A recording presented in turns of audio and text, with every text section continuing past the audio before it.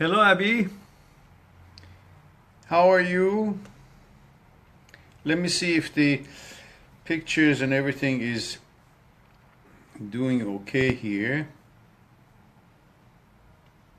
Yeah, looks to be fine. I can check it myself now. Okay, good.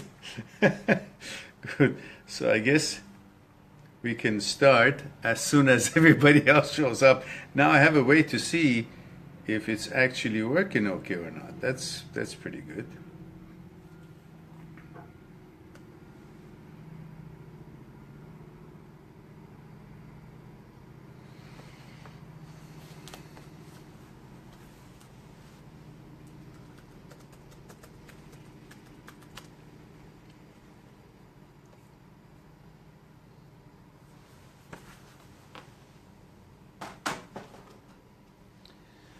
Okay. Let's see. Open this fresh air.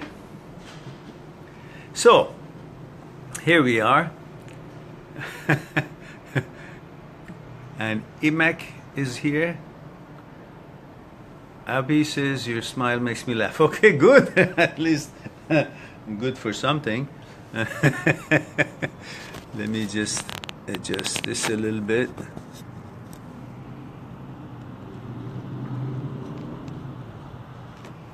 Should be okay. So hope you guys had a good week. Sonia is here. Hello, Sonia June. How are you, dear?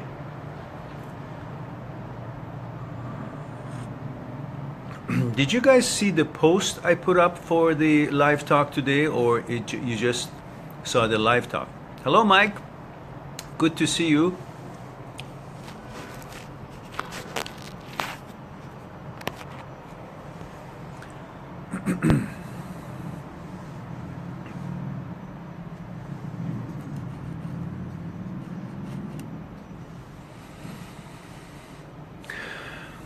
So, as we are saying hello to each other, you can fire up some questions if you like to start.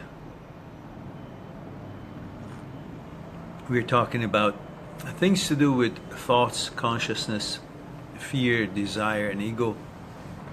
Things to do with relationships, breakups, and why you feel the way you do, and perhaps our discussions will give you some ammunition to know how your psyche works and how you can move away from what it is that is unpleasant to you these days and whatever it is that you're going through in life. Misbah, hello, good to see you.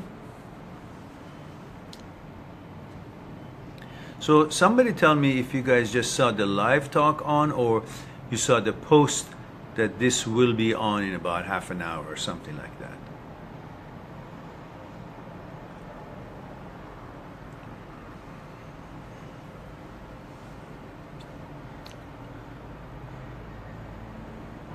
Thank you, Aman. I appreciate it. Hello, Robert.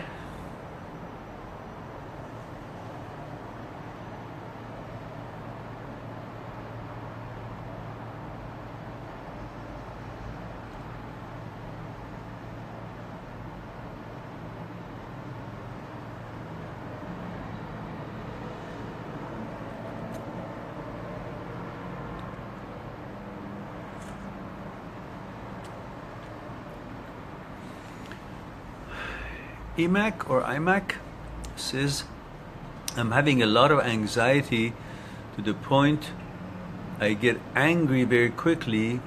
I let it go when I have been working on it for so many years. To the point I get angry very quickly. I let it go when I have been working.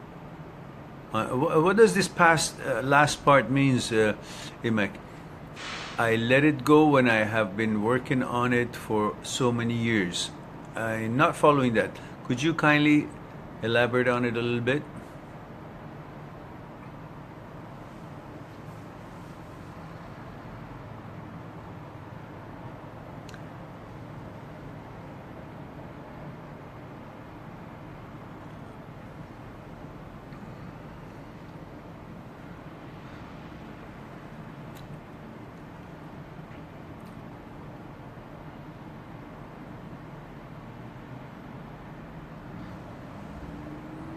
Let's see if we have any other question while we're waiting for IMAC or IMAC. I'm not sure how to pronounce that name.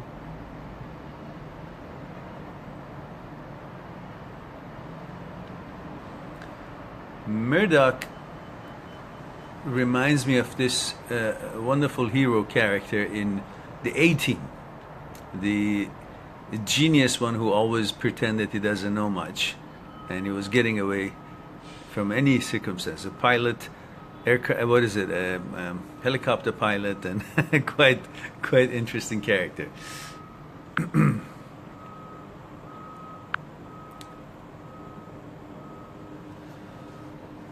Misbah says, what is your opinion on religion? My opinion really doesn't matter on religion. What matters is that what religion does for you.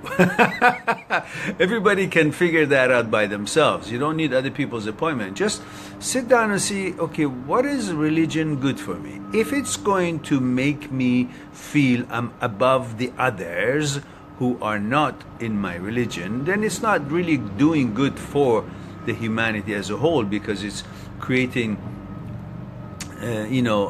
division.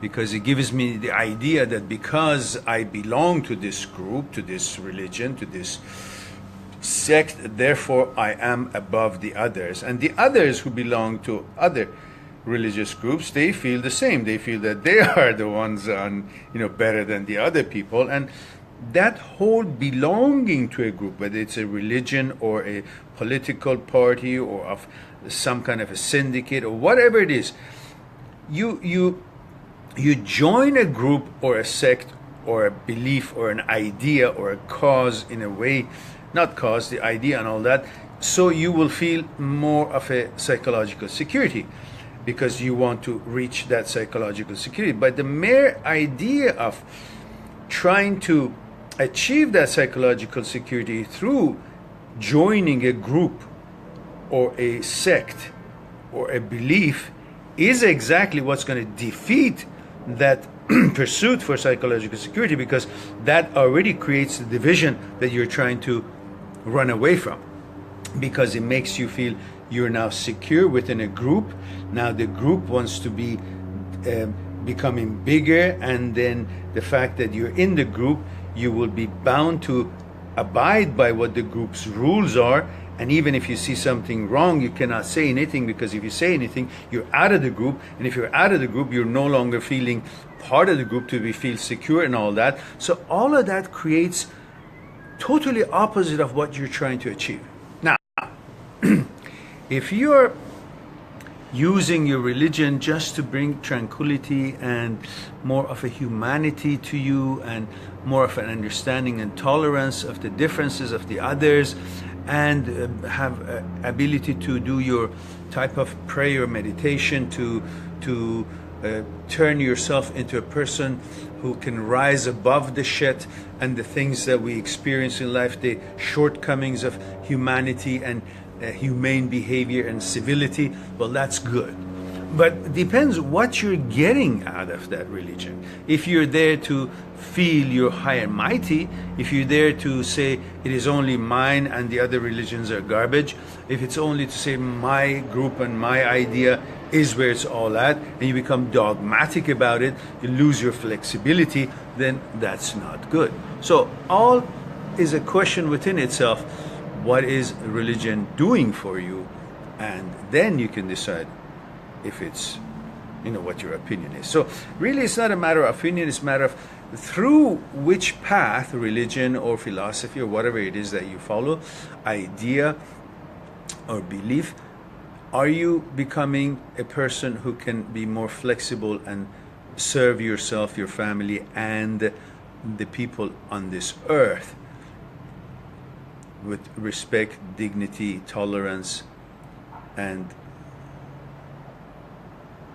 appreciation, to know that every one of us on this earth is important to the whole security and existence of us human beings as a whole, rather than trying to use a certain group or sect to secularize ourselves, to separate ourselves and find ourselves as we belong to this group, therefore we are in a higher echelon, and that creates exactly opposite of what you're trying to create, which is peace and tranquility and love and so on, through your beliefs.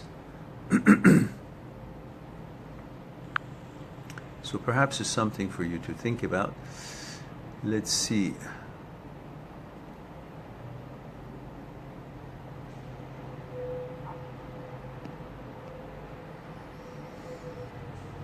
So Misbah, I don't know if you got that. I hope that the sound and everything is clear. So going back to Imak or Imak, is that your name? If it's not, just give me a name so I can pronounce it properly. It says, I was abused by my ex-husband. I left as soon as I could. I was unable to work due to back injury. Is having my son back injury? Is having my son? He's now okay. Then you're saying he is having my son. He is now 13. I'm sorry, I don't get it. I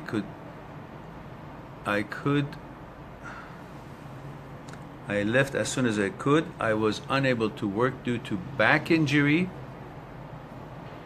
Is having my son. He is 13. I'm not clear here. I have been working on all of it for years, and it is coming up again and again, and I'm angry very quickly. I feel I like all the work I've done has not helped. So you're talking about your anxiety, and you're talking about you get angry very quickly. All right. Do you know why you get angry for? Or you get angry at anything? Because this type of topic needs interaction. So I can ask questions to be clear about what you really mean, where your problems are, and how I can address it. With just a few sentences, I will try to make some kind of a question out of it and give you some answer, but I'm not sure if it would be exactly what I could share with you if I knew a lot more. If you cared to talk to me on this topic, you're more than welcome to go to my site, mindthatseekstruth.com, and go to the talk to me for consultation and book an appointment, and we'll have a Skype chat and we'll talk about this in detail. Because that would not be something for 2 minutes of discussion here. But I'll try to see if I can do anything about discussing it in a kind of a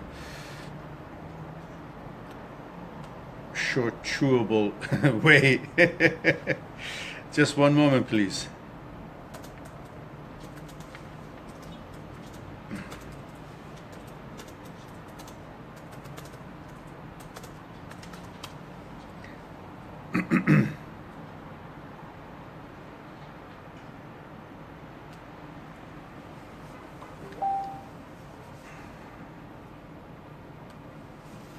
All right.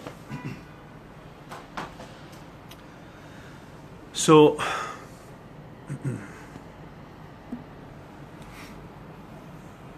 let me make a question out of it. So, let's say, I think you're saying you get angry, you were abused by your husband, you left as soon as you could.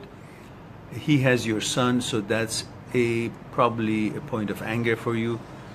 I don't know if you spend enough time with him or not, with your son.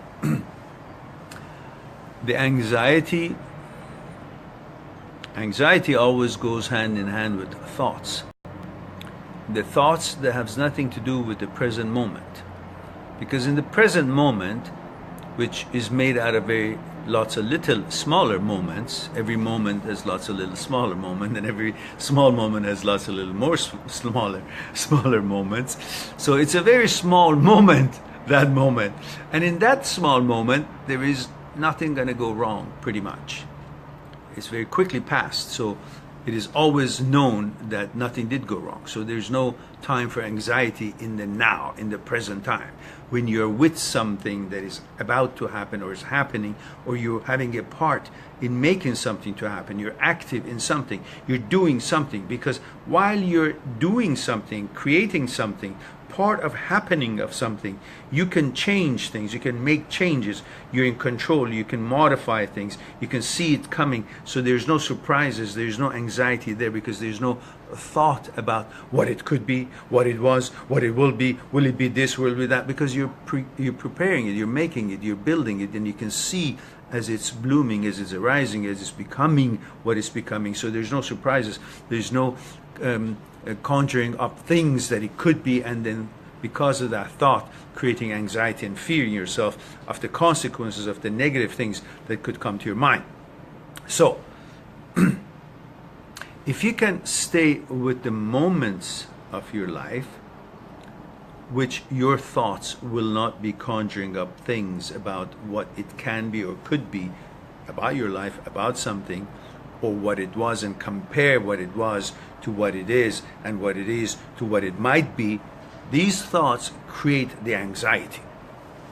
But if you stay with the moment and involved with what is happening in that very moment, there would be no anxiety. You will notice that every time that you're doing something, you're making tea, or you're playing, I don't know, soccer or tennis or any kind of game, you're involved, or you're drawing, or you're involved in doing something, your thoughts are focused on that moment and what you're creating and doing and involved with, there's no anxiety. Anxiety usually happens only when there's thoughts, and that's usually when you're just sitting and conjuring up things. And part of the job of the brain is to create negative situations, fearful disasters, or conjure up things. Why? Because it's a security system. It tries to scan and see what could be wrong, what could go wrong. And if there's nothing, it conjures up something that could go wrong. So you'll be aware of it, you'll be protecting yourself and prepare for it and all that. That's its job. But you're not supposed to think, to believe all its scenarios, all its thoughts. And if you just focus on the moment of your life, the moments of your life, the things that you're doing, and be involved in making and preparing and changing and modifying, and focus full attention to every moment of your life as what it is, for what it is and what is happening in it, and that focus brings you out of the thoughts that would bring anxiety. It needs a little bit of practice, a little bit of constantly being aware of it, bringing yourself to the present, because we always go into our memory, and that one of the reasons is that the memory is where all the things that are recorded there, you know about them. Everything is known there. There's no surprises there. Therefore, it's called the field of the known. So you usually go into your memory, and then in the memory, you use some of those situations that bothered you, you remember them, then you would try to fix them, and that creates some kind of an anxiety for you. But if you focus on the thing that is being done, and the moment that you're living in, become one with the environment and the things that are going around you, pay full attention to the things that are happening at that very moment, there would be no time for you to go in the memory or conjure up something that hasn't happened for about your future, which would create those anxieties. So focus on paying attention to the moments of your life. That eventually trains your mind to be here all the time, not in the past, not in the future, here. And here, they're made out of small moments, and those small moments are always involved and something's happening in it. So your attention would be with what is happening rather than what was, what could be, which could bring and result in anxiety. And about the anger, make an appointment with me and we'll talk about that, because now we can go to other questions if that would be okay. I hope that is something for you to think about.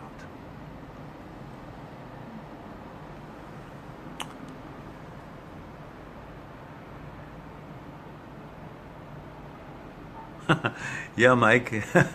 Murdoch, yeah, he was nuts, but he was a very good, capable character. So it's a positive name, I think.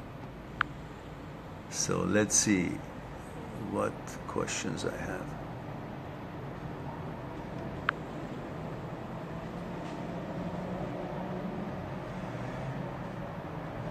want to go with the sequence of the questions that it comes. So that's why when it comes new, I have to go back to the end of it. Oh, it looks like we've got lots of questions today. That's good. It's going to be a good day. There we go. So the next question is Robert is saying, Mehran, I hope you stay alive for a long time, mate. Yeah, me too. Me too. We need you in this world. I need you guys in this world. If you guys are not there, who's going to be listening to my nonsense, huh? You helped me a lot, he says. Remember, I had this time with the girl in my gym that I loved. Now I don't even bother about it. Yes, as we knew it, that when the time passes, you won't even bother with those relationships that you thought, oh, I can't do without them.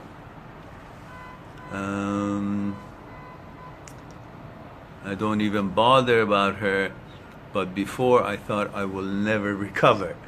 Although I think that I should put my life first and success instead of relationship, correct? Because in London, it is hard to meet somebody you can trust due to everyone being busy.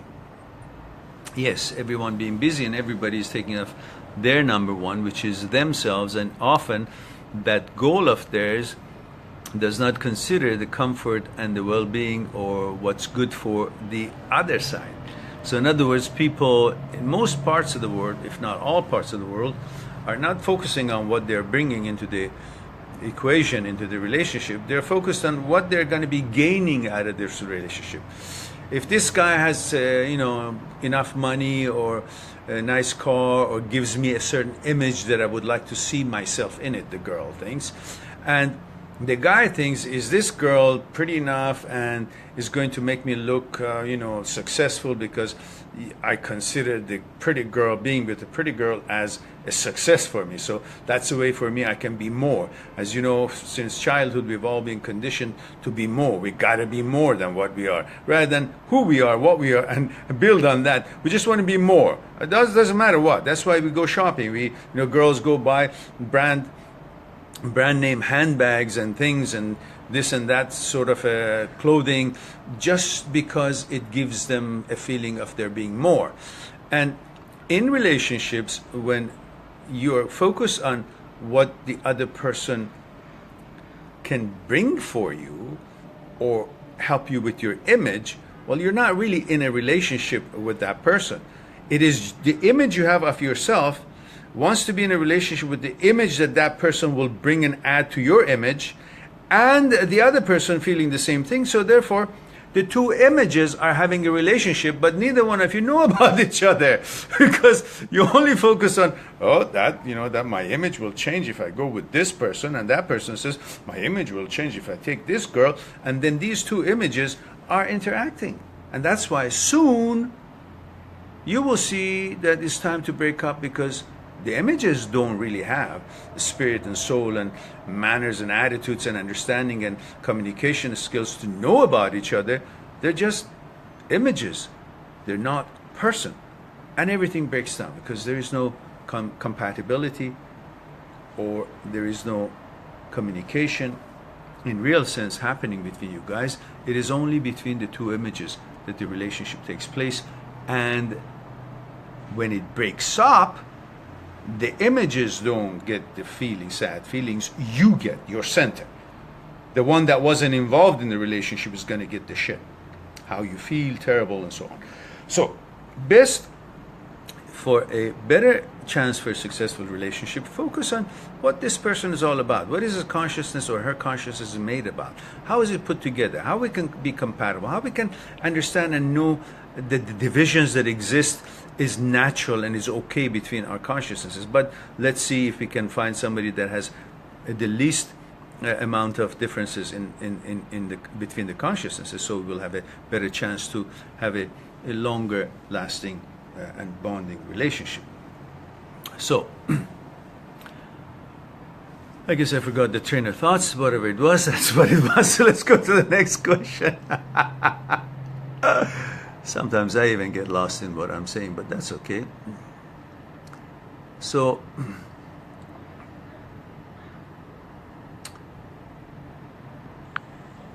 good afternoon, Brenda. You're welcome.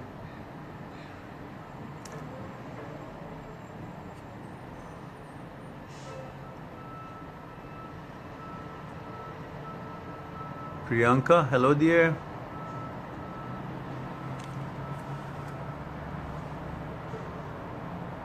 Okay, iMac, I got it. I understand, dear. So let's go back to where we left it.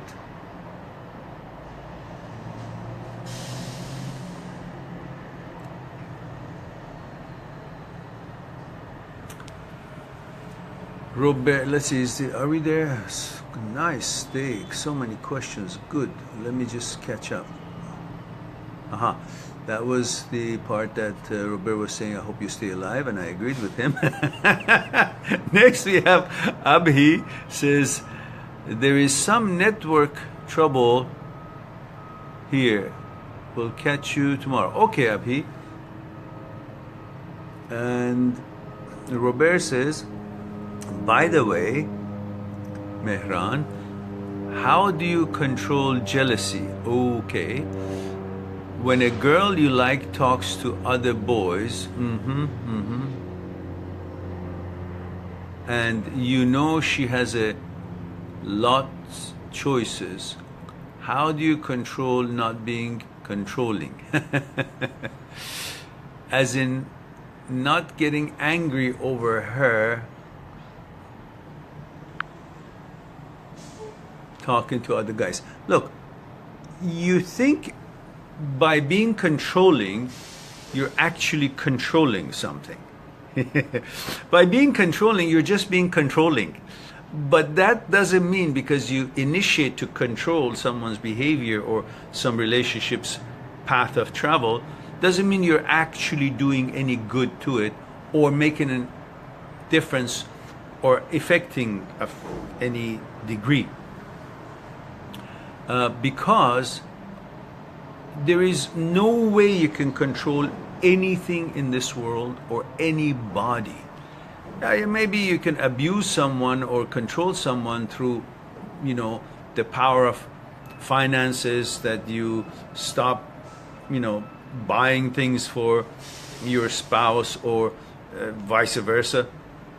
And that could maybe feel like you're controlling. She or he may, kind of change their ways in order to get the benefits of what you could offer.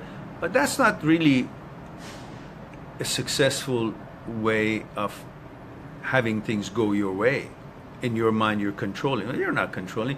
You're being abusive. You're being an asshole by using material things or powers that you may have in any shape or form to force your way in or get your way or have things go your way. These are just being an uncivilized asshole way of living, because the truth is you cannot control anyone's mind. They may pretend that they're complying with your wishes because you're holding them ransom to money that you have, or the girl maybe is holding a ransom to the money that she has or what she provides, or kindness or warmth that she can give you, or whatever you guys use to control each other in that way, or to affect each other's behavior or get your way. But these are all pretense. He or she who is subjected to these controlling scenarios are really not being controlled, because their mind is free. You maybe got something out of it because they needed something and they complied with your rules, but you're not controlling anything. Their mind is free. They still think whatever they want to think. So the best way is to communicate. Sit down and be strong. Meaning what? Meaning be unafraid of losing your girlfriend by telling her, listen, darling, I really love you, and I feel it's great to be together. I think we can make something out of it, and I'm having a great time getting to know you. And if you feel the same way, and there's certain things we got to understand about each other, that the human psyche is always threatened of something good that they have may fly away. That's why, you know, they're always insecure, and their mind tries to protect what they love, and sometimes it means their mind flies around and thinks that, oh, maybe I should hold it tighter so she won't leave, or she will think maybe I hold him tighter so he won't leave. If you guys talk about the shortcomings of the human psyche, which is in every one of us is pretty much the same, and she may tell you actually that, you know, she's afraid of you leaving too. And she may tell you, look, if you see me dressed nicely and all that, it's not because I want the others to pay attention to me, it's because that's the way I feel powerful. Because this is the man's world in a way, and we women don't have that much of a obvious power. So we like to feel strong by the way we look, because we know there's a certain kind of a respect is demanded when we look chic and wear nice clothes, and we carry ourselves very seriously. And that is just because it gives me more confidence to deal with the assholes that are out there. Because when I look good and feel good about myself, naturally I exude a certain energy, then the assholes will have a hard time to come near me. And if they do, by a look, I can get rid of them. But if I look shabby and just, you know, I feel more insecure in this kind of a world that is abusive to women in most cases. So it's only for my own confidence that I wear nicely and put makeups on and so on, she said. And these things were unknown to you, and you thought, oh, she just is, you know, hungry for attention. That's why she looks so, you know, I don't know, sexy and goes out, or so nicely dressed and dude up. But you will get to know the other side of the story, and she will get to know your fears, and she would maybe turn around and says, look, you know, if I talk with the other guys, maybe you're right, maybe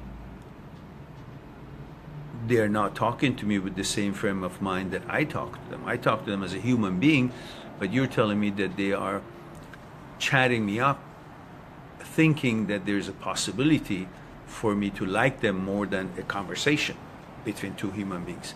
So maybe you can make these things clear to her that, darling, it's not like how you think of a conversation. When a guy is actually talking to you and you're pretty as you are, they're actually hoping for something more than a conversation. To them, it's an opening.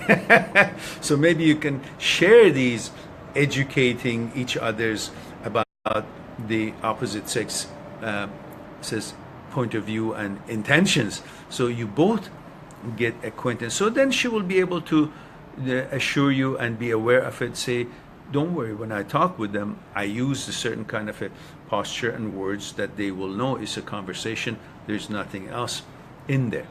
You know, these sort of things are just about information and communication. It's not about trying to possess her or control her, because how can you be successful if she wants to possess you and control you? Can she be successful? If you see a pretty girl out there and you talk with her and she's not around, how would she know? Has she been able to control you by trying to hold you tight? No, you still went and did it. So really, the best way is to communicate and tell each other about what makes you feel good, what doesn't make you feel good. So when you're alone, you know that you have a love in your life, and that's your girlfriend.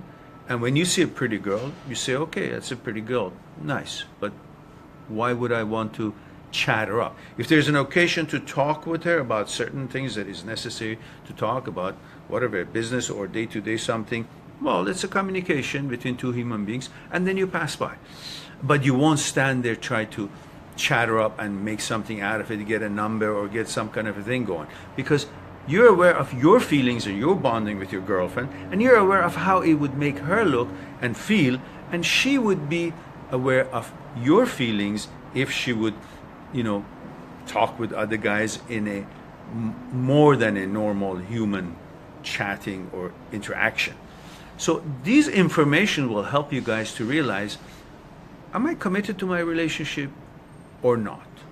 If I am, there's certain ways that I can make the other one feel better and secure, rather than but my behavior and actions make the partner feel insecure and uncomfortable.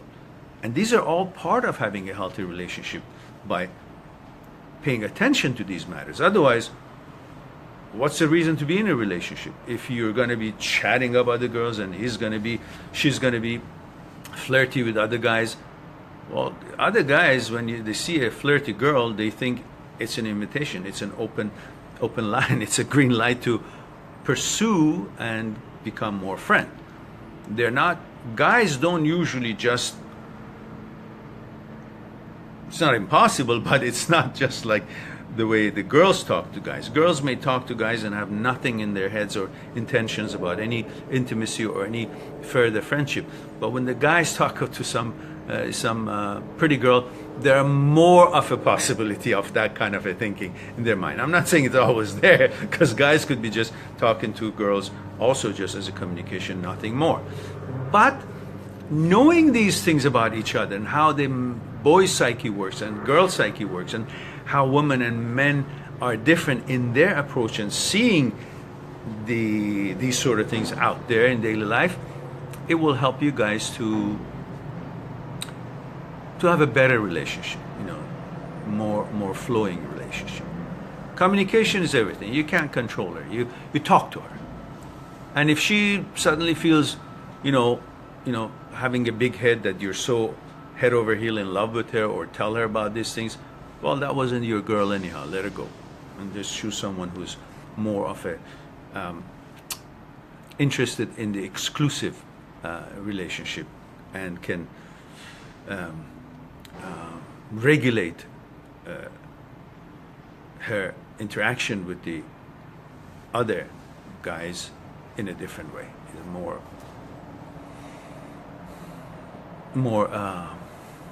reserved way, as you should the same. These are the ways makes you guys more comfortable. Otherwise, everybody's free, and that freedom also shows their real sense, and you can see if you want to be with this person or not, because that's her behavior or that's his behavior, and so both of you can decide if that works for you or not. That would be the best way to communicate to each other. If things are not working, is not to your liking, don't try to control it, just move away.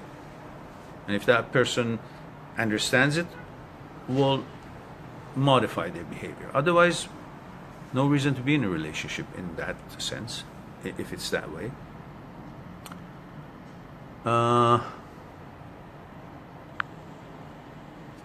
So now,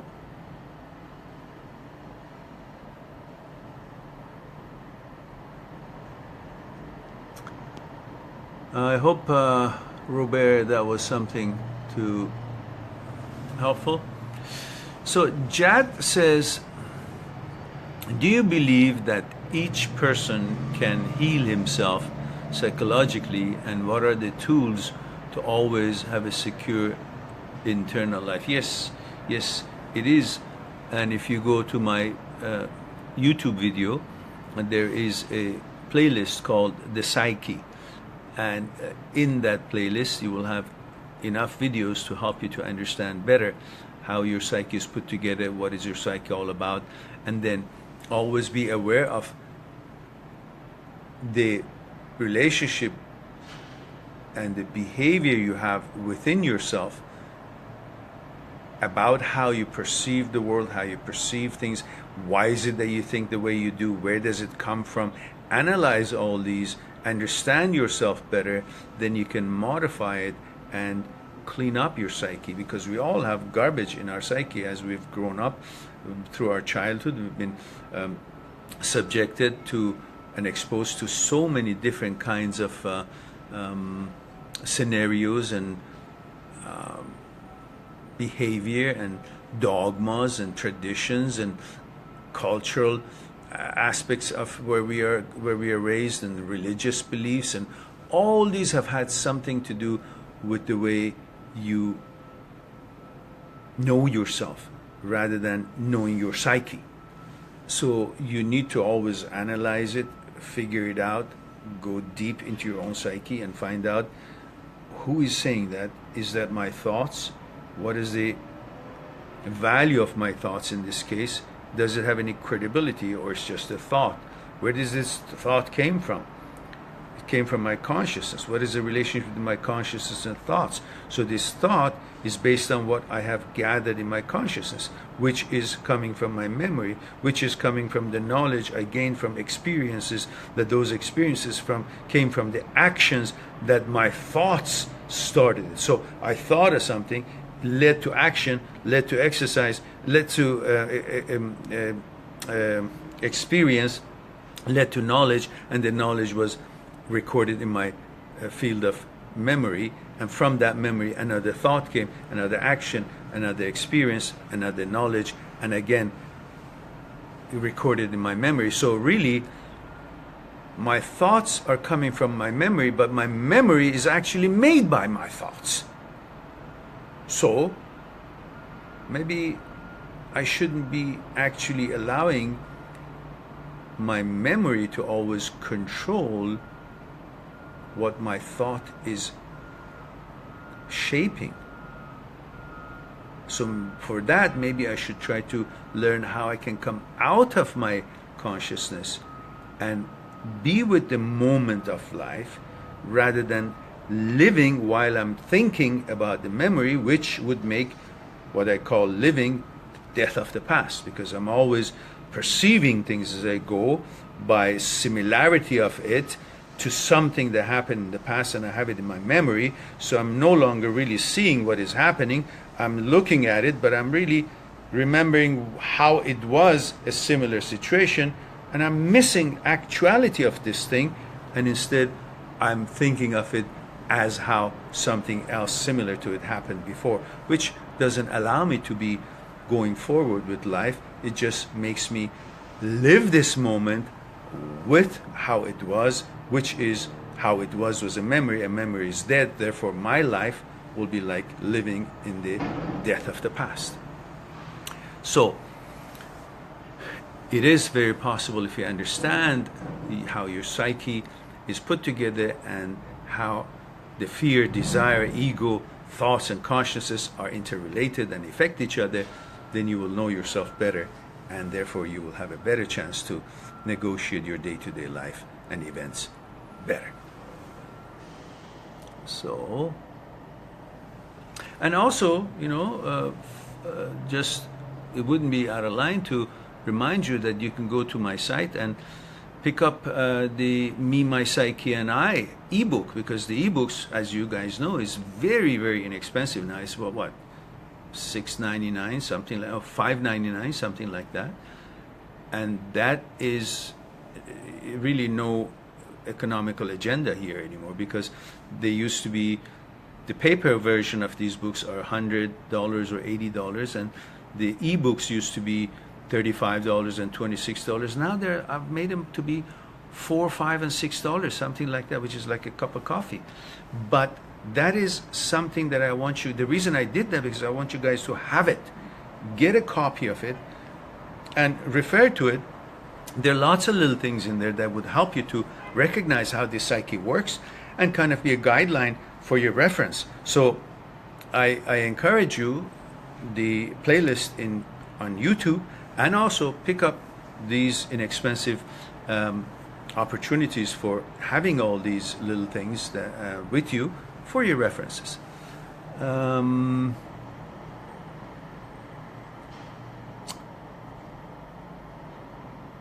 So IMAX says, I can't use my real... Okay, I got it. I got that one. Priyanka says, hello. Hello, dear. We said that one. Kirsten says, why does an ex-partner jump into new flings after the end of a serious, unhealthy relationship? I was following you pretty good until you said after a serious, okay, but unhealthy. Well, if it was unhealthy relationship, obviously he's trying to jump from fire to water. He sees a new relationship as a pool of water that he can get the fire of that bad relationship out of him. So he's trying to seek refuge in the new relationship. That's probably his motivation, because he just wants somebody to understand him or like him, or give him that emotional support, and he finds that in a new relationship, because the old one was an unhealthy one. But your question maybe you're looking at it from the point of view of, if he just came out of some bad relationship, why is he or she is jumping into a new one? Well, because he probably thinks this new one is totally going to be different than the other one. And he doesn't realize that the other one was bad because he wasn't focusing on the consciousness of the partner at the beginning. He or she was focusing on the attributes, physical attributes, or what they would gain from that relationships, and that was their motivation to start that relationship. And then later on they found out they don't know each other at all, and they didn't know anything enough about that other person, and the other person turned out to be either abusive, or the relationship on both sides turned out to be unhealthy, because a lack of knowledge about each other's persona, reality, actuality of the person, versus just focusing on the image that the other person was exuding, was presenting, extending. And now they think this other one is different, because this other one is like the beginning of the other one that turned out to be nonsense. As long as they just jump into a relationship, it's a very risky thing, because it may turn out to be the same. So best to be on a kind of a reconnaissance mode at the beginning of a relationship, to know each other better, because the intimacy and interest in the physical interaction between the two at the beginning of a relationship doesn't allow the two really focus on each other's consciousness.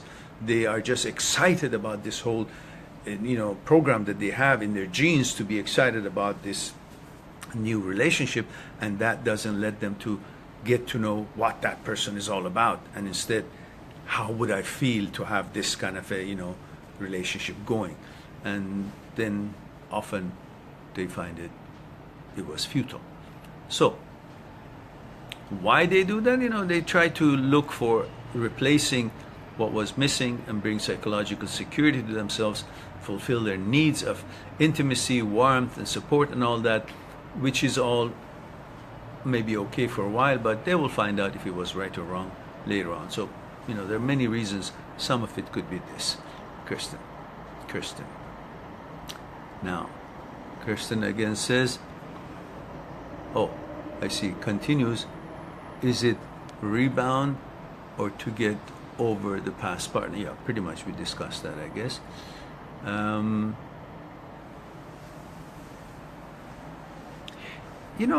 It's sometimes like when you're depressed and you eat a lot, because you think by eating you're doing something, and when you're doing something you think you're improving and resolving, and you're making yourself feel good by eating, but that eating is not necessarily good, but you're not focused on if it's good for you or not. You're focused on the feelings you get from eating, which makes you feel busy and not focused on your depression or what's going on in your life.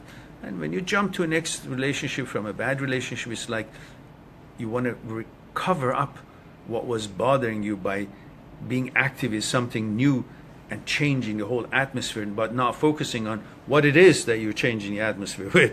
You're just focusing on the activity and action of it. That could, prove not such a good decision later on. But that could be some of the reasons.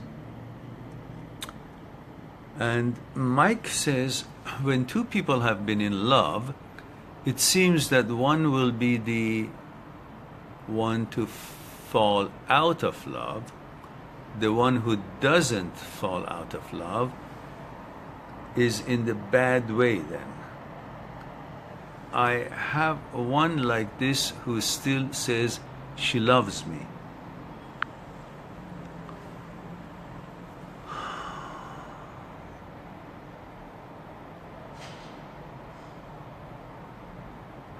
Oh, I lost it.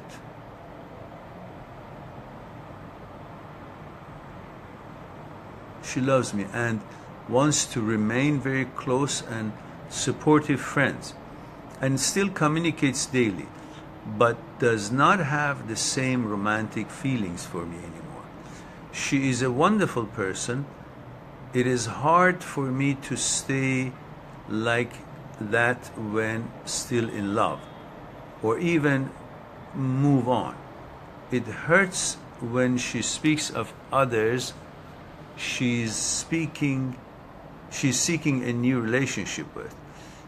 Is it normal or healthy to try and stay supportive and close as friends only, or should contact be ended completely to save any pain and lose the friendship, which is otherwise very good? Very tough and confusing. Oh, I thought you said she loves you. I'm not understanding that you love her and she doesn't anymore, right? When two people have been in love, it seems that the one who doesn't love. I have one like this who still says she loves me and wants to remain close friend, supportive friends, and still communicates daily, but does not have the same romantic feelings. She's one. Oh, I see. So you still love her romantically, but she just loves you as a person. Well, see how you feel. What do you think? I mean, is it making you feel like you're spending your energy and time investment in the right place? What are you going to get out of it? You're after intimacy and romantic relationship, but she's just interested in being friend with you now, and you enjoy the friendship, but it's not what you're getting. So it's pretty much like,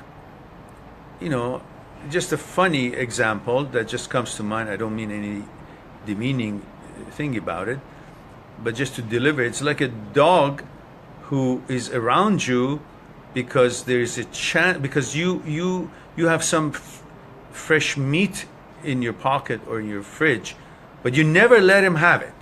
So he's just hanging around and you just show it because he knows it's there, but doesn't have a permission to get it. And he's not a violent dog to attack you for it. So he's just constantly trying to control himself and hoping just to be around because there's meat in your pocket. But what good is that for him? You're never going to give that food to him. And the dog is going to be frustrated. And he's going to say, okay, yeah, it's good to be around. Let's play frisbee. Maybe he'll give me the food, but you never will. So don't you think the dog is better to have another relationship with somebody else? And the same thing with you. You're going to enjoy that friendship maybe, but is it really the friendship you enjoy, or the hope of possibility of getting that romantic relationship that you're hoping for? Because the ingredients is there, she's there, you're there, you don't have anybody else to replace her. Let me put it this way. If you find some other girl that you like, you wouldn't be friends with this one anymore. Or at least you would be in a healthy friendship. This is an unhealthy friendship. You like her, you're infatuated with her, you want romantic relationship, but she doesn't. You'll feel like shit and frustrated all the time. So I'm saying taper it down. You can still be friend, but understand that this is not going there. Don't be friend with her constantly thinking that's a girl I like.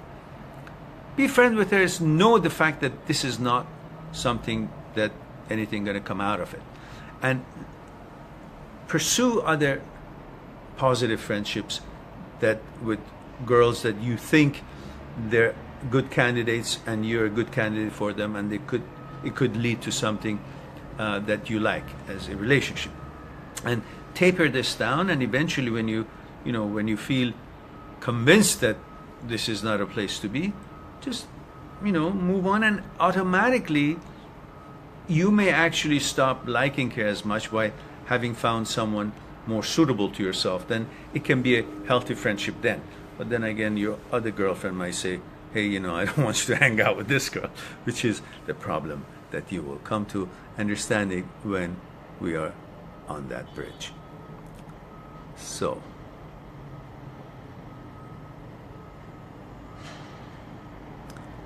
Now, IMAX says, how much is it for your consultation? And I have my... Okay. You go on my site, mindthatseekstruth.com, and click on Talk to Me for consultation. You will see a list of packages, and then you can choose what works for you, and so on. Florica says, is it possible to get over your ex if you see them daily? Every time I see him, she says, I feel destroyed and also can't concentrate on my duties. I don't find my peace of mind. Any advice? The advice is that when you see your boyfriend or your ex, instead of quickly associating that person with the good memories that you have of him, associate that person, the existence, the presence, the physical presence of that person, with the way you feel, the way that things went, and the fact that he's denying the kind of relationship that you expect. Therefore, that person will lose its value into your eyes, because you will look at him as what it is, as a person who is not actually offering you what you like that relationship to be. Therefore, you will see that person not as an angel, not as a good memory that you had with him, as a person who is actually not positive in the feelings that you have on your daily life. And when you bring that proper emotional picture and file of this physical entity, then you will not think that you're devastated when you see that entity, because you see, that entity is not adding to my comfort, to my security, to my feelings, to my, everything else that you want in a relationship. That person is not therefore qualified for me to feel I want that person. Therefore, you unwant that person by reminding yourself of how he has made you feel, not that how it used to feel being with the guy, the fact that it makes you feel in this way. And whoever makes you feel negatively or unhappy is not qualified to be missed or devastated. Why? Who is she? Or who is he? What is he? Cure for common cold? What does he do? It is your desire for the image of yourself that you have made in your mind by having a boyfriend, namely him, that makes him important. It is your ability to want someone makes that someone important. But that someone on its own is not anything to write home about.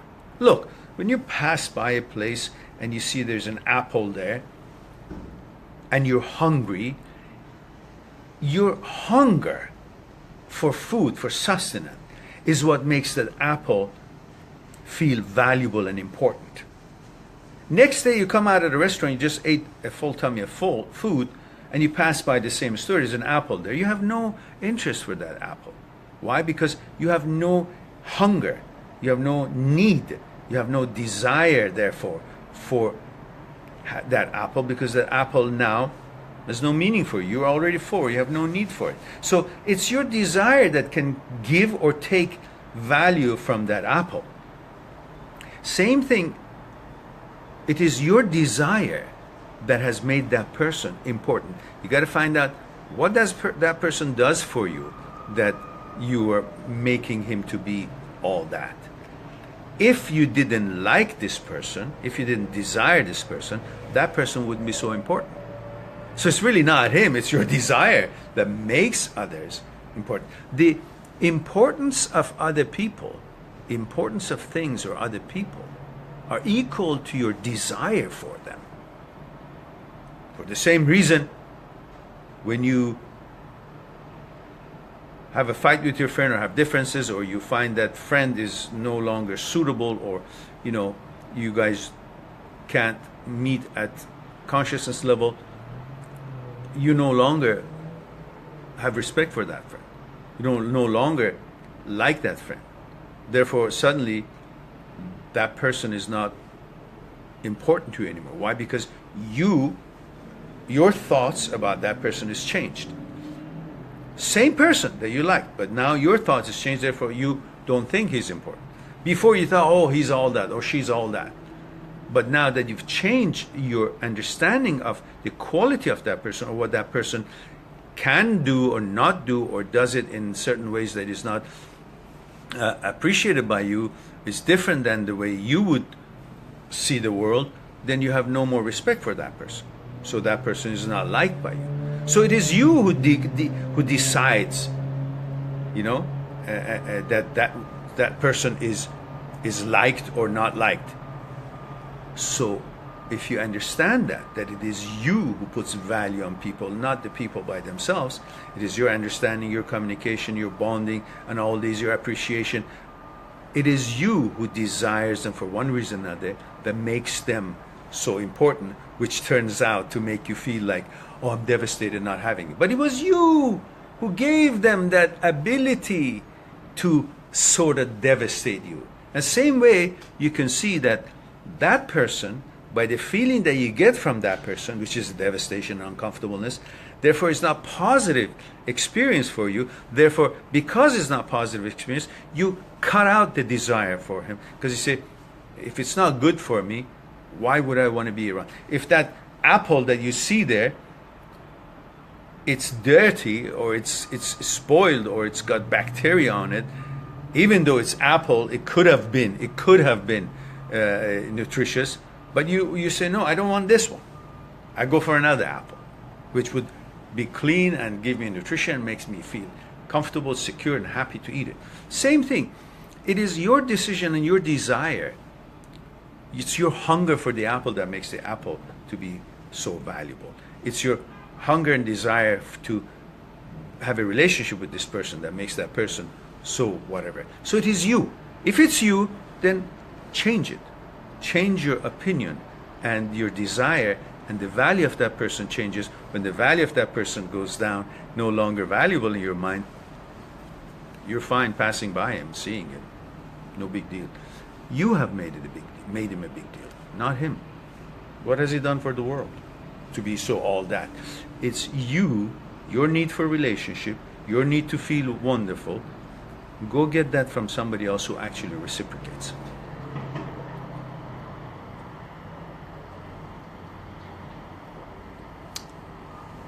So now, MX says, thank you, you're welcome. Brenda says, good afternoon. Good afternoon, Brenda.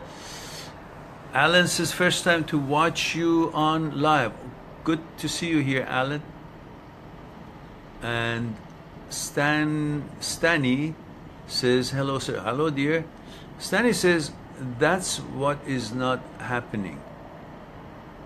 To sit down and communicate and solve the problem in more convincing way. Okay. Anwar says, how can I increase my focus? Well, if you go to my site and get Me, My Psyche and I, the book on ebook, which is now, as I mentioned, is very inexpensive. It has a elaborate, detailed way of doing meditation and understanding how your mind works. And then through that meditation, you can learn how to increase your focus. And the explanation is quite complete there. And then you will learn how to strengthen. Because, we go to the gym to make our muscles strong. And we need to do certain exercises for it. But we never do any exercise for the mind to make the mind strong. And yet we wonder why we don't have focus, because you haven't trained it. And meditation is one way to bring all this dissipated mind to focus and to learn and give it a new training so it can always be there when you need it, rather than always have to go and gather it up where it is dissipated, where it's busy with all kinds of different things, and try to focus it on one thing. But if it's already learned, in a flick of a finger, it will be where you want it to be, focus and stay focused, like a horse that is saddled and ready to go, and all you have to say, whistle, it'll come, it's ready to go, rather than go gather him up. Where is he? Running around. Please come here. I want to put a saddle on you to ride. Your mind is like that. It's always all over the place. But if you train it, then the horse will come there and ready for you to get on, which means your mind will be quickly collected, ready to go to pay attention to what you want it to do for you. And that needs to be trained. So Me, My Psyche, and I would be the book, would have that kind of a exercise in it, explained. Brenda says, I love your ebooks. Oh, good. I'm glad that you do. Jade says, thank you. This is very helpful. I will check your online tools as well. Good. Good. Thank you. And Tanya says, very wise words. Thank you. You're welcome, dear. Good of you to be here. Kanzater. Good afternoon, everyone. Good afternoon, dear. And Brenda says, I totally love how you're so honest and tell it like it is. Thank you, Brenda. That's the only way to fly. Stani says, yeah, my story is like Kirsten. Is that so when my partner finds uneasy to talk, when she gets new conversation or more caring of our partner, brings distance? Is that so? Usually I used to talk.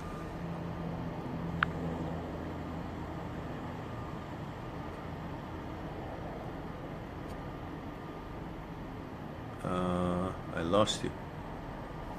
Usually I used to talk with her a little bit naturally. Is that wrong way to communicate? I apologize, Stani. I really didn't get the question. It was a little bit broken. When you say my situation is like Kristen, I don't remember what I just addressed because there's so many questions here. So I don't follow one question with the next necessarily. So I'll come back to that hopefully. Let me see if I can. Kitty says, hello, Mehran. Very good live. Oh, thank you, dear. Good that you're enjoying it. Jacob says, hi, Mehran.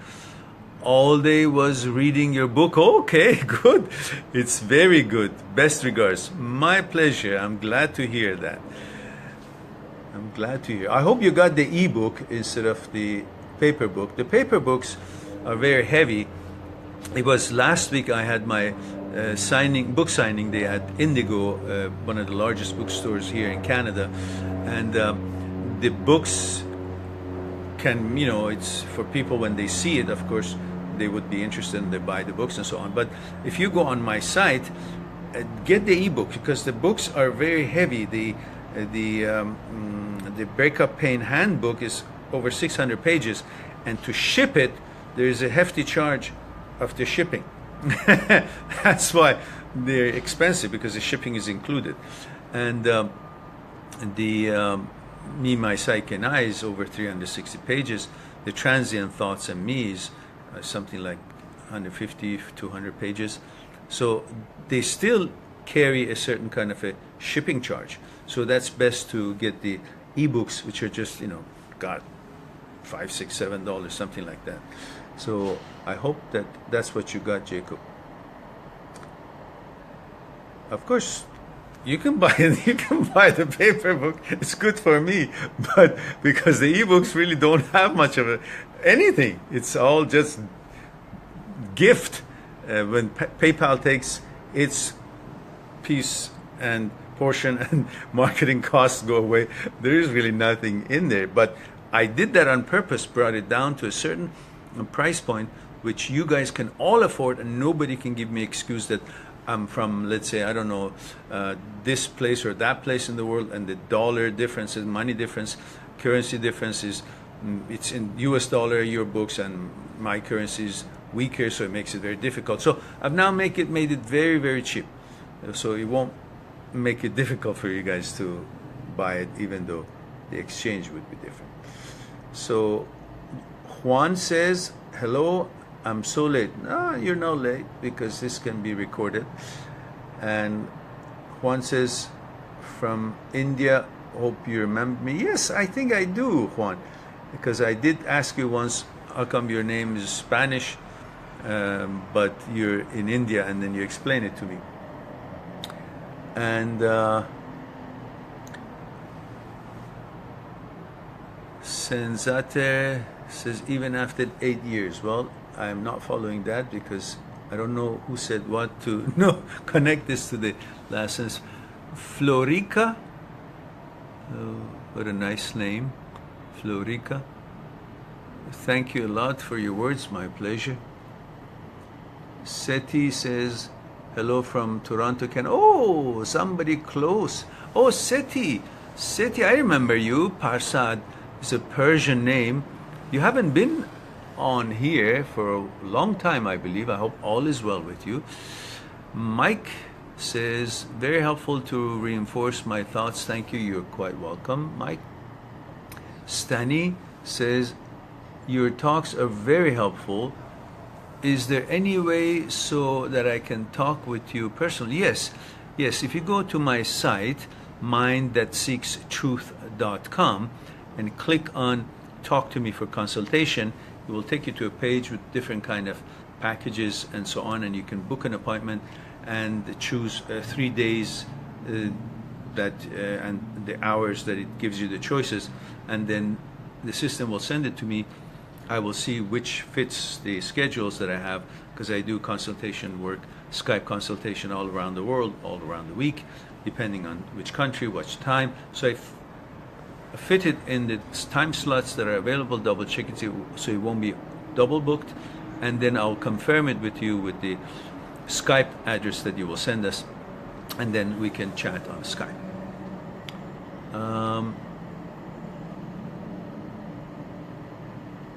Mike says, and thank you for making the ebook so affordable, going through each one. Good. I'm glad that it is done what it was meant to do. Rox says hi from Romania. Oh, hello. Hello, Rox. Bucharest. Good to see you here. So it looks like that we have responded to every question that we had here. If someone tells me the time in West Coast, or while you do it, let's see who's faster. I'll go try to find it myself, opening my other computer. Okay, 12:45. We have gone over for about 15 minutes, and so perhaps it's a good thing for me to say good day and let you guys go. Stanley says, thanks for the address. Okay, good. My pleasure. Rock says hi. Okay, so I think we've gone over the time that we had, and we've covered everything that we could. I look forward to see you guys on the next live talk, which will be tomorrow, hopefully, if I'm up to it, at the Amazing Things in the World Facebook page, which the link will be on my site, the Mind That Seeks Truth Facebook page, and you will see the link to go to the Amazing Things in the World Facebook page for the live talk, which would hopefully take place tomorrow. If not, I will see you guys next week on the same time, same channel, and look forward to talk to you. Wish you have a wonderful day, and hope you will sort things out and be good to yourself and to the others, and I'll talk to you soon. Thank you. Bye for now.